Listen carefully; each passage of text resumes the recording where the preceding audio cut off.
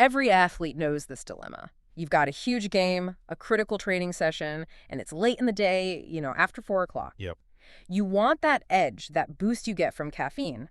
But then the second it's over, that little voice in your head starts up asking, did I just completely ruin my sleep for tonight? That's the classic trade-off, isn't it? It is. And that tension performance now versus recovery later, that's what we're diving into. We're looking at a big systematic review and meta-analysis. It pulled together 10 studies, over 100 athletes, all looking at this exact problem. Right. They all took standard caffeine doses, around 3 to 6 milligrams per kilogram of body mass, before some kind of evening activity. And the researchers measured what happened to their sleep.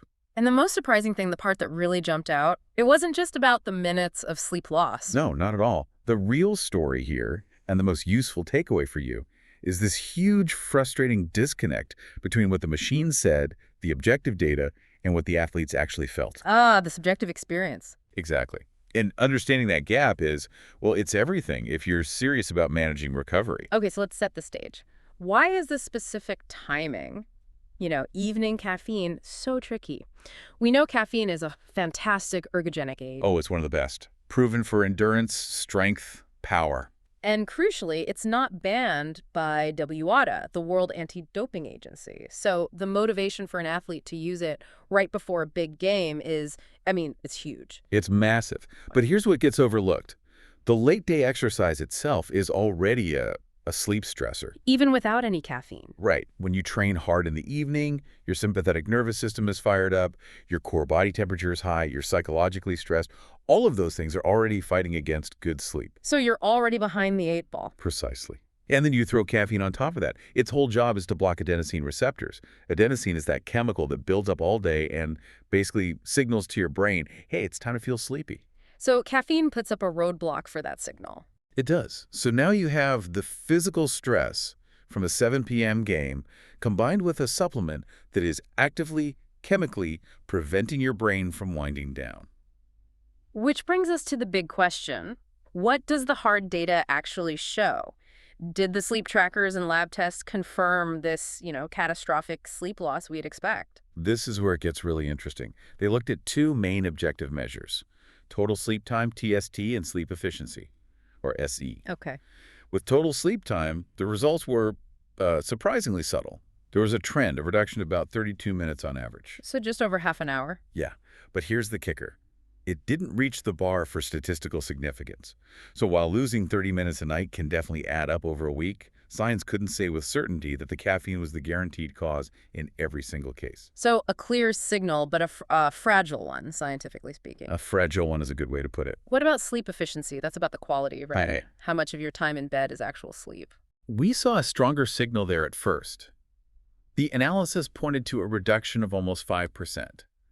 But, and this is a big but, the finding wasn't robust. What does that mean, not robust? It means when the researchers did sensitivity analyses, basically rerunning the numbers while removing one study at a time, the statistical significance just vanished.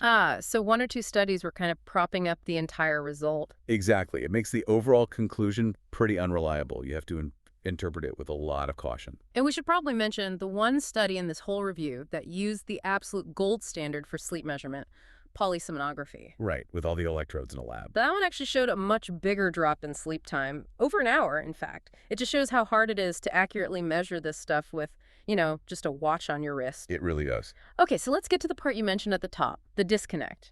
The objective data is kind of minimal, or at least fragile, but this is where it gets really fascinating. The athletes themselves told a completely different story. This is, without a doubt, the most clinically relevant finding.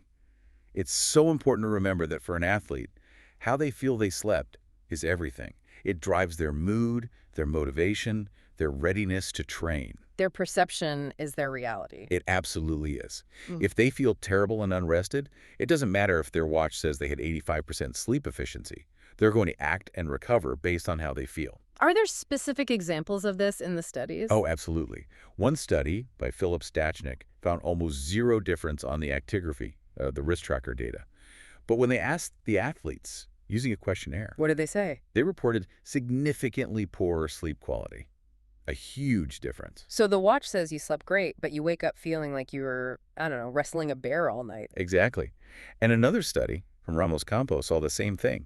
The objective changes were pretty small, but the subjective reports were off the charts.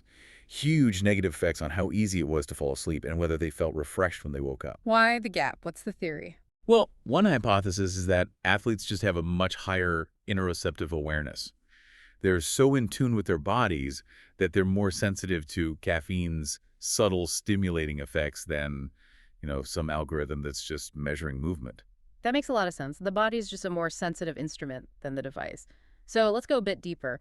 Why do some athletes seem fine while others are just wrecked by late-day caffeine? It really comes down to individual variability, mostly metabolism. How fast you process it. Exactly. Yeah. It's mainly controlled by a specific enzyme, CYP1A2, and your genetics determine how fast or slow that enzyme works for you. And there was a huge finding in the review related to this, specifically for female athletes. A critical detail, the use of oral contraceptive steroids, or OCS. The estrogen in them inhibits that key enzyme, and it nearly doubles the time it takes to eliminate caffeine. Doubles. We're talking about the half-life going from about 6 hours in non-users to almost 11 hours in athletes using OCS. Wow.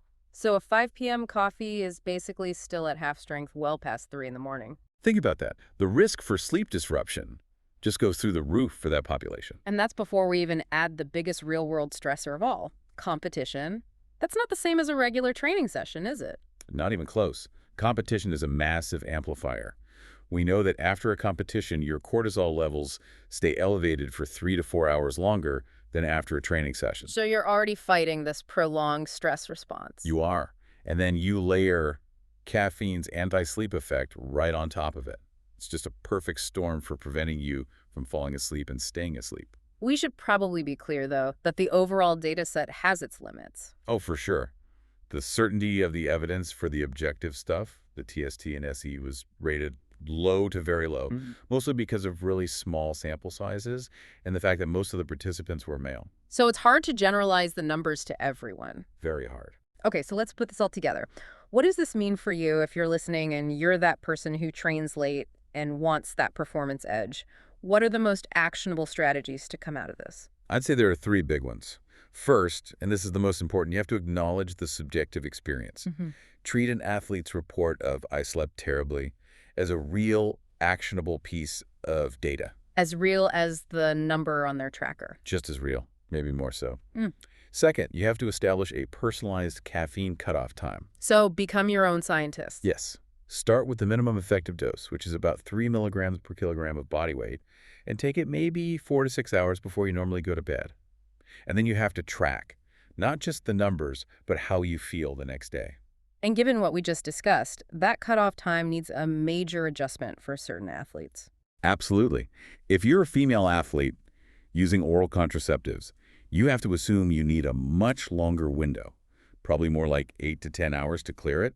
If a big competition forces you to take it late, you stick to that absolute minimum dose and take it as early as you possibly can. So the core message from this whole deep dive seems to be that late-day caffeine is a serious trade-off. The performance gain is real, we know that, but your perceived recovery, your sleep quality, is almost certainly going to take a hit. That's the bottom line. It will take a hit, even if your watch says your sleep duration was okay. You have to decide if that gain is worth the cost to your restoration. Which leads to a final provocative thought for everyone to take away. And it's a big one that the research hasn't touched yet. We know athletes almost never take just caffeine. It's usually in a pre-workout formula with a dozen other things: creatine, L-theanine, beta-alanine. Of the classic cocktail. Right. And this review found a massive gap. None of the studies they looked at examined sleep after one of these multi-ingredient supplements. So we have no idea how they interact. We have zero idea. So the question you have to ask yourself is this. If a single well-understood ingredient like caffeine causes this much subjective disruption, should you really be risking a cocktail of substances when their combined effect on your sleep quality is completely, totally unknown? That's a huge question and a critical area for future research.